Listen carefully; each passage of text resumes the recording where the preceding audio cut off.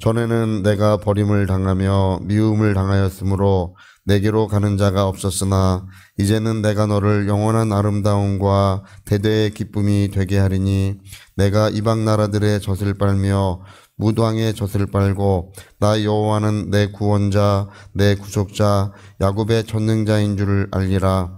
내가 금을 가지고 놋을 대신하며 은을 가지고 철을 대신하며 놋으로 나무를 대신하며 철로 돌을 대신하며 화평을 세워 관원으로 삼으며 공의를 세워 감독으로 삼으리니 다시는 강포한 일이 내 땅에 들리지 않을 것이요 황폐와 파멸이 내 국경 안에 다시 없을 것이며 내가 내 성벽을 구원이라 내 성문을 찬송이라 부를 것이라.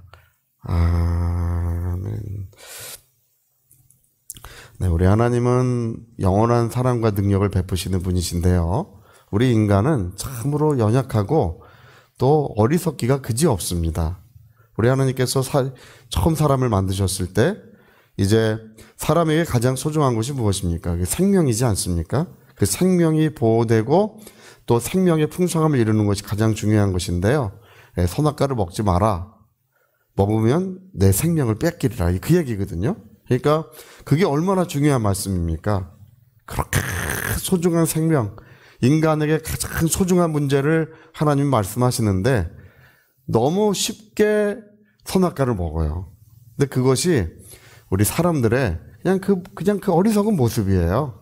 우리 성경을 읽어보면 뭐 사람들이 아무리 지혜를 자랑하고 뭐 아무리 그래봐야 정말 하나님 앞에 얼마나 어리석은 존재인지 말로 다 할 수가 없습니다. 가장 지혜롭다고 하는 솔로몬도 이제 나중에 우상을 숭배하고 또 이제 우상들을 그 예루살렘 그 산에다가 많이 만들어가지고 그게 이스라엘 역사에 계속 가시가 됩니다.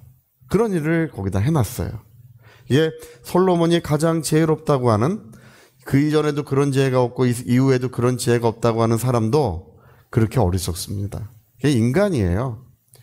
요즘에도 보면은 그 우크라이나 이 전쟁이 계속되고 있지 않습니까? 이제 우크라이나도 그렇고 러시아도 그렇고 양쪽에 이 사상자가 전상자 아니고 이제 전사자만 해도 이제 20만 명 가까이 된다고 합니다. 이게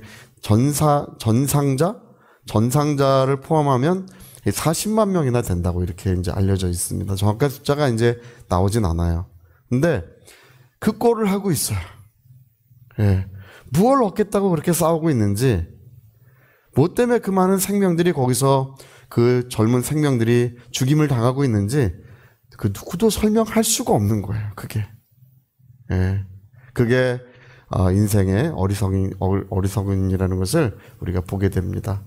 여러분, 오늘 하나님께서 이렇게 은혜를 주셔도요, 하나님의 은혜를 저버리고 사는 사람들이 얼마나 많은지 모릅니다. 여러분, 오늘 이 성령의 충만이라고 하는 것, 성령의 충만이라고 하는 것은 오늘 여기 말씀하는 것처럼 금을 가지고 놋을 대신하고 은으로 철을 대신하고 놋으로 나무를 대신하며 철로 돌을 대신하며 그렇게 아름답고 복된 일들이 우리의 삶에 이루어지는 것이 뭐냐 하면 바로 성령의 충만함입니다. 이 충만이라고 하는 말은 여러분 이 물을 받아보면요, 대야의 물을 받아보면 이게 반이 차고 또 90%가 차고 100%가 차요. 100%가 차도 충만이 아니에요. 충만이라는 말은 101%부터 충만이라고 부르는 것입니다. 그래서 물이 그 대야에 이제 넘쳐 흐르게 되면 그걸 충만이라고 부르는데, 우리 하나님의 성령도 우리 작은 영혼을 가득 채우고 그 성령이 그 영혼에서부터 넘치게 되면 그때부터 하나님의 새로운 일이 시작되고 새로운 은혜의 역사가 이루어지기 마련입니다. 여러분, 방언이라고 하는 것도 성령의 충만을 받고 새 방언을 말하기 시작하니라고 되어 있습니다. 성령이 가슴에 자기 영혼을 가득 채우고 이제 성령이 가득 차서 넘치게 될 때 이 새 방언을 말하게 되더라, 이렇게 말씀하고 있습니다. 또 여러분, 모든 은사와 능력들도 마찬가지입니다. 은사와 능력들도 90%에서 잘 안 나타나요. 99%도 잘 안 됩니다. 그 100%가 차서 넘치기 시작할 때 그 사람을 향하신 하나님의 뜻이 비로소 시작됩니다. 신령한 은사와 능력들이 거기서 나타나기 시작하는 것입니다. 하나님께서 우리에게 성령을 주시되 아낌없이 주시고 충만하게 주시고 성령의 충만을 받으면 누구든지 살아난다는 것입니다. 할렐루야. 예수를 죽은 자 가운데 살리신 성령이 너희 안에 거하시면 너희를 다 살리신다는 것입니다. 예수님을 무덤 속에서 살리신 같이 오늘 우리를 살리시고 우리 가정을 살리시고 우리 가정 경제도 살리시고 우리 자손들도 살리시고 성령은 우리를 살려주기에 오신 분이십니다. 그래서 90% 안 됩니다. 100% 안 됩니다. 성경은 성령의 충만을 받으라고 되어 있습니다. 할렐루야. 그래서 술 취하지 말라 이는 방탕한 것이니 성령의 충만을 받으라. 근데 오늘 많은 그리스도인들이 성령의 충만함 대신에 세상으로 충만해요. 세상으로 충만하면서 하나님께 이제 한 거를 합니다. 하나님, 왜 나의 삶은 이렇게 빈곤하고 어렵습니까? 이렇게 물어봐요. 네. 하나님, 나에게 이런 은사와 능력들은 왜 나타나지 않는 것입니까? 이렇게 물어봐요. 근데 하나님은 뭐라고 말씀하신다고요? 세상으로 충만하지 말고 성령의 충만을 받으면, 그러면 내 영혼 속에서부터 시와 찬미와 신령한 노래들이 영혼 속에서부터 흘러나오게 된다는 것입니다. 예, 막 찬송이 우러나오고 기쁨이 우러나오고 감사가 우러나오고 하나님의 사랑과 능력도 영혼에서 충만하게 흘러나오게 된다는 것입니다. 그래서 여러분, 성령의 충만함이 우리 모두를 새롭게 하는 거예요. 근데 하나님께서 그렇게 주신다고 약속하시고 얼마든지 주고 계셔도 사람들은 성령의 충만을 잘 받지 않아요. 네. 제가 보면 한 반 정도 성령의 충만이 아니라 절반만 해도 그냥 괜찮은 삶을 살아가는 거예요. 그러나 여러분, 우리가 도전하시기 바랍니다. 성령의 충만을 받으면 그 엘림의 축복이 이루어지게 되어 있습니다. 이 엘림이라고 하는 곳은 200만 명이나 되는 이스라엘 사람들이 거기에서 휴식을 취하고 그 오아시스예요.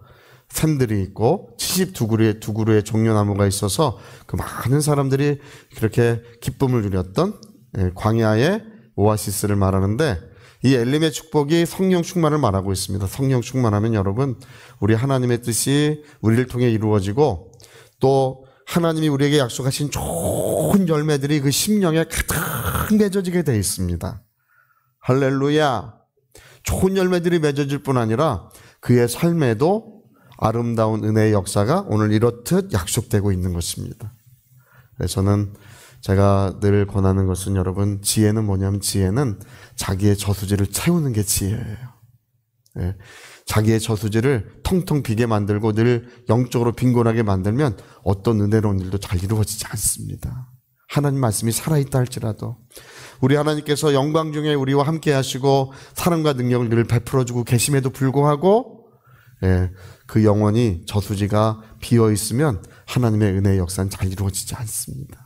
지혜가 없는 사람은, 여러분, 제가 요즘 청년들을 보면요, 제가 청년들한테 뭐라고 말을 하냐면, 이제 권면을 할 때 뭐라고 말하냐면, 야, 이제 경제적인 걸 얘기하는 거예요. 경제적으로 얘기할 때, 너네들 지금 1,000만 원은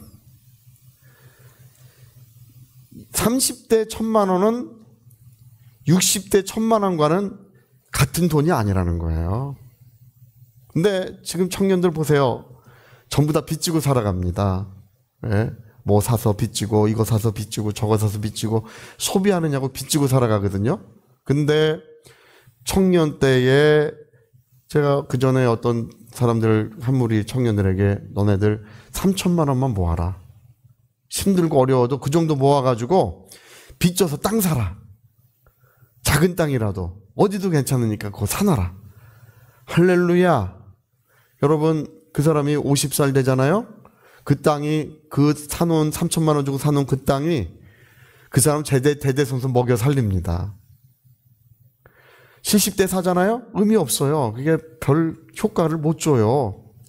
그러나 30대 초반에까지 3,000만 원 모아서 6,000만 원, 7,000만 원 빚 얻어가지고 사놓으면 50대 되면 평생 먹여 살리는 거예요. 할렐루야. 근데 그렇게 중요한 때에 그거를 전부 다 그냥 소비하는 데 써버리고, 그리고 나중엔 어떻게 잘 되겠지. 그래서 인생이 이제 점차 어두워지고 어려워지는 걸 제가 이렇게 가만히 이렇게 보게 됩니다. 근데 그때 생각을 잘못해서 그런 거예요. 그때 생각을 잘못하는 바람에. 그래서 여러분, 이게 지혜가 없는 것은 자기의 곳간을 비게 만드는 것입니다. 자기의 곳간을 비워놓게 만드는 것은 그 어떤 일도 지혜가 없는 거예요. 플러스의 삶을 사는 사람이 있고 마이너스 삶을 사는 사람이 있어요. 제가 이제 예전에 중국에서 어떤 사람 보니까 수입이 굉장히 많은데 항상 수입보다 지출이 많아요. 수입이 많은데 그보다 지출이 많아. 수입을 더 늘렸는데 지출을 더 늘려요. 그래서 제가 그 사람 보면서 이 사람이 정말 지혜가 너무 없구나. 너무 어리석은 인생을 사는구나. 필경은 그 인생이 이제 구렁텅이에 빠지겠구나. 저는 이제 그렇게 보는 것입니다. 여러분, 가장 큰 지혜는 자기의 영혼을 하나님으로 충만하게 만드는 것입니다. 하나님의 영으로 충만하게 늘 자기의 영혼이 빈 곳간이 되지 아니하도록 자기의 영혼을 가득 채워가는 영혼이 참으로 빛나고 아름답고 지혜로운 삶을 살아가고 있는 것입니다.